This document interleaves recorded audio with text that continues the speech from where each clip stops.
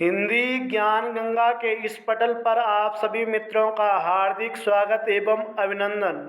मित्रों, हम हिंदी साहित्य का इतिहास इस श्रृंखला से लेकर प्रतियोगी परीक्षाओं की दृष्टि में जो उपयोगी है उन सभी इतिहासकारों का अध्ययन कर रहे हैं और उनके विषय में जो प्रमुख जानकारियां हैं, उपयोगी जानकारियां हैं, उसका अध्ययन कर रहे हैं। हमने गारसा दत्तासी से लेकर राम कुमार वर्मा पर्यंत और नागरी प्रचारणी सभा का अध्यापन कर चुका है।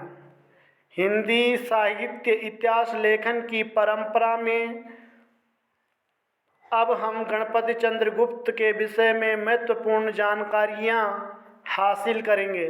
मित्रों, डॉक्टर गणपति चंद्र गुप्त अनेकों विश्वविद्यालयों में हिंदी के प्राध्यापक रहे, जिसके कारण इनकी भाषा सरल, सुबोध और छात्रों के लिए बोधगम्य है। गणपति चंद्र गुप्त का जन्म 15 जुलाई सन 1928 ईस्वी में मंडा, राजस्थान में हुआ था।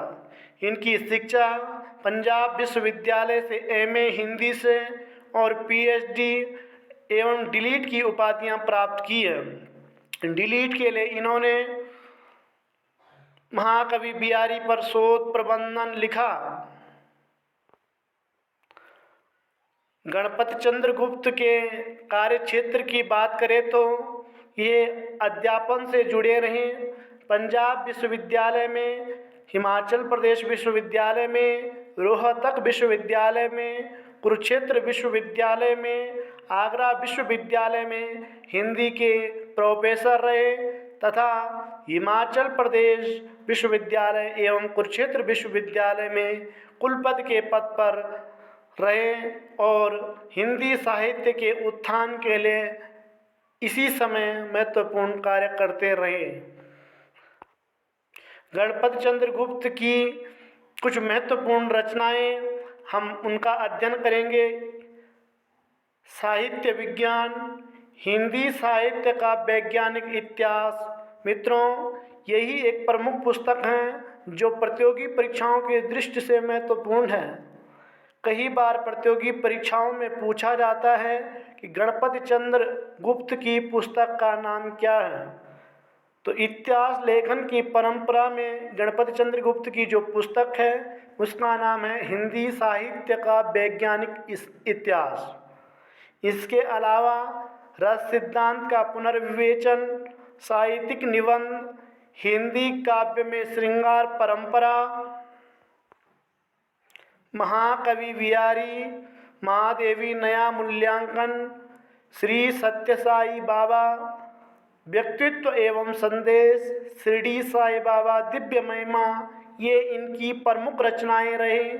इनमें से हमारे इतिहास लेखन की परंपरा की दृष्टि में हिंदी साहित्य का वैज्ञानिक इतिहास महत्वपूर्ण है। मित्रों, गणपति चंद्र गुप्त ने आदिकाल को 3 भागों में विभाजित किया। पहला धर्माश्रित, दूसरा राजाश्रित और तीसरा लोकाश्रित।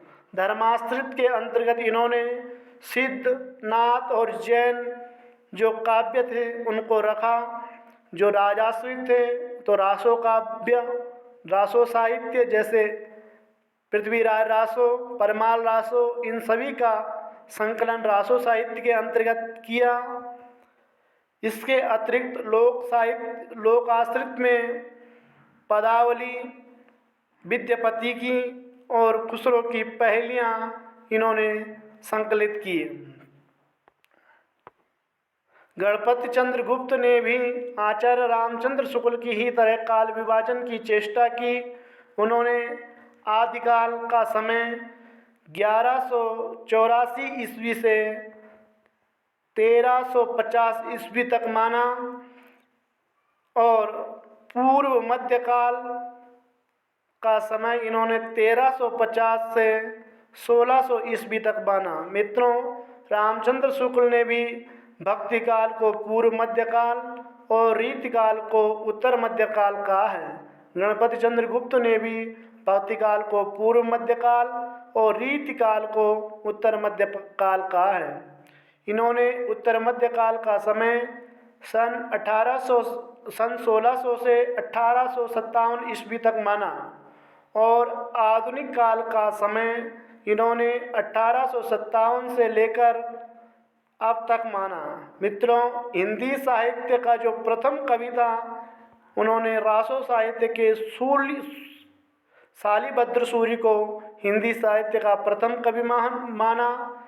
ये गणपति चंद्र गुप्त के विषय में महत्वपूर्ण जानकारियाँ कल हम प्रतियोगी परीक्षाओं की दृष्टि से उपयोगी पुस्तक और उनके रचनाकारों को लेकर आपके समक्ष रहेंगे।